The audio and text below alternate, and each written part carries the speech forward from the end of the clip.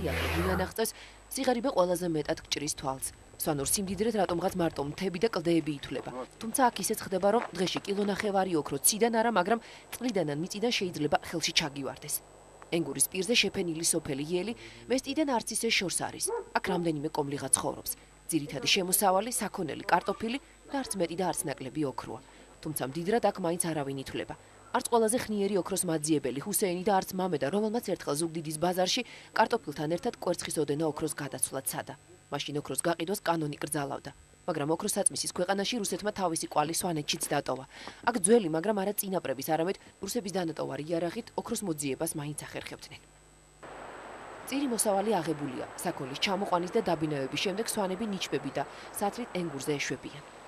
როცა ენგურზე წყალი კლებას იწყებს, ფაში ყინული დნობას აჩერებს და სვანეთში სიცივეები იწყება, ეს იმას ნიშნავს, რომ აქ სვანური ოქროს ციებ-ცხელების სეზონი იხსნება. ტაფჩანი, ჟოლოფი, წერაქვი, ტაფა და ნიჩაბი ეს ის აუცილებელი ნივთებია, რითაც დღეს სვანი ოქრომთხეელები, ანუ ოქროს მაძიებლები ენგურზე ოქროს ეძებენ და პოულობენ კიდეც. ამ საგნებმა ტრადიციული ძველებური ცხრისა და ხფოსტყავის შეცვალეს.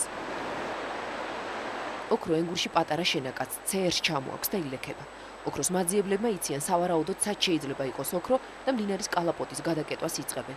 ენგურს სხვა მიმართულებით აგდებენ, დამბას აკეთებენ და წყალში ხის ჟოლოფებს, ხის ღარებს ყრიან. წყალს გადაუღობავთ ხოლმე და გადაუშვებთ მეორე მხარეზე. და იმ გავაშრობთ ამ ადგილას, სადაც ოქრო გვეგულება ხოლმე და იქ ვნახავთ უკვე ოქროს. იქ სადაც მდინარე უხვევს, ოქროს სიმძიმის გამო ნელ-ნელა ფსკერზე ან ნაპირზე ილექება. ნიშანს წითელი ქვები იძლევა. პოულობენ წითელ ქვას, ესე იგი სადღაც ახლოს ძვირფასი მეტალია. თუმცა ის მიწაში არ ჩანს. აქ ისე მდინარე და ჟოლოფია საჭირო. რა ადგილასაც ოქრო უნდა იყოს საერთოდ. ურები აქვს წითელი. რუსულად თქვენ მაგას სპირიტი და ქართული მე მგონია მაგისი არის სახელი არც ვიცი. და სადაც ის ფარი იქ ოქრო იქ. იქ არის, ეს ილექება ძირს და ოქროს ხომ ძიმეა. მაგას ურებია კიდე ტყვია. არის მაგალითად მდინარის დინება. ოდის და პავარობს აკეთებს მდინარე. საიდანაც პავარობს აკეთებს, იქით არ ტოვებს და მეორე მხარეზე გააკ. და იმ ადგილებშია ძირითადად ეს ოქრო. მიწას მდინარეში ჩადებულ ჟოლოფში ყრიან და ტოვებენ. შემდეგ ტაფაზე გადააქვს და წყალში ავლებენ. ოქროს ნამცეცები ტაფაზე რჩება. შედარებით დიდი ზომის ოქრო ჟოლოფის პირველ კვილანებში. აი ოქრო აჯერ. ოქრო. ეს ნამდვილი ოქროა? ეს ნაღდი ოქროა, ეს არის ბაჯაღლო. და რამდენი გრამი იქნება ეს? ეს იქნება დაახლოებით გრამ-ნახევარი. ამ თვითნაბადი ბაჯაღლო ოქროს წონა, როგორც ოქრომთხეელები ანუ ოქროს მაძიებლები თვალით ატყობენ, გრამ-ნახევარი იქნება. თუმცა არის წვრილი, ტაფებზე დარჩენილი ოქროც. მათი წონა მილიგრამებშია, მაგრამ ერთად შეკრებილი უკვე გრამებს ითვლის. უფრო მეტი რო გვემუშავა, შეიძლება უფრო მეტი მოგვენახათ დღეს. მოვნახავდით ალბათ თვითონ 9 გრამს კაცზე ალბათ მოვნახავდით. ეს უკვე რამდენი ვიპოვეთ? დღეს უკვე ვიპოვეთ 2 გრამამდე. 2 გრამი ვიპოვეთ უკვე. დაახლოებით 2 საათი ვიმუშავეთ და მაგი ამ 2 საათის მუშაობისთვის არა უშავს ეს 2 გრამი კარგია რო იპოვო. სტალინის მითითები და ძველი ლეგენდების მიხედვით 40-იანი წლების დასაწყისში აქ ჯერ რუსი გეოლოგები, შემდეგ კი ინჟინრები ამოსულან. წარმოება არც ომის დროს შეწყვეტილა.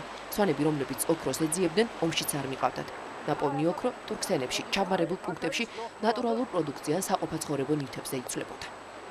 ომის დროს აქედან ხალხი ჯარში არ მიყავდათ, იმიტომ რომ ხალხი დასაქმებული იყო აქ ოქროს პოვნაზე და ოქროს მუშაობაზე. და თუ მაგალითად ერთ დღეს დღიურ და დღეს გააცდენდით, 12 დღე იყო პატიმრობა.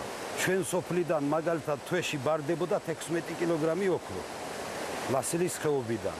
ეს სუფთა 99% ჩერვონი ზოლოტა.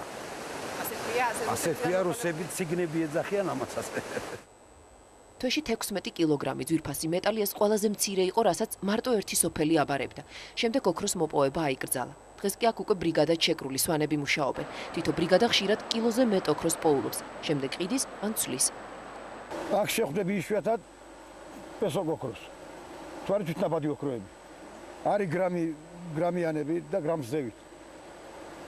და იშვიათობა არის კიდე რომ შეხვდე 100 მილიგრამიანს. 200 და 100. ყველა ეს დიდი თვითნაბადი ოქრო რაც გინდა. ყველაზე დიდი თვითნაბადი ოქრო მე რაც მინახია საერთოდ 250 გრამი. ჩაბარე და გაკიდე?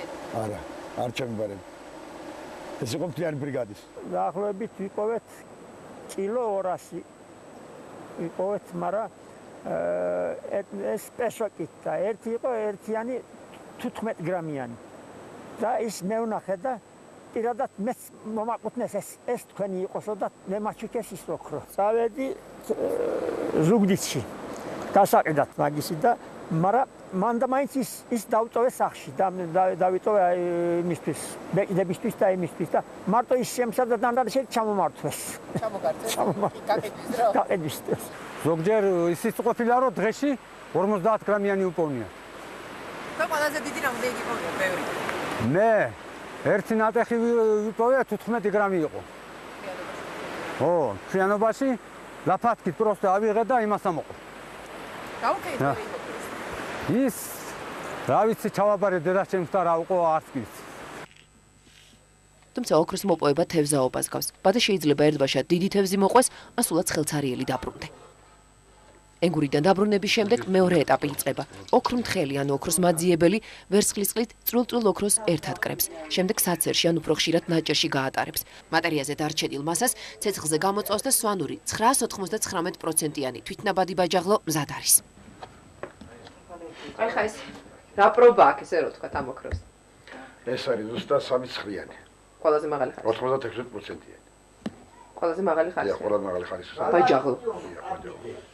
ეს სვანეთის ოქრო. სვანეთის ოქრო. ეს ოქრო სვანეთში ყველაზე მეტად ფასობს. მას ოქრომჭედელი, გადამყიდველი ან კბილის ტექნიკი ყიდულობს. თვითნაბადი ბაჯაღლო სვანეთშიც რჩება.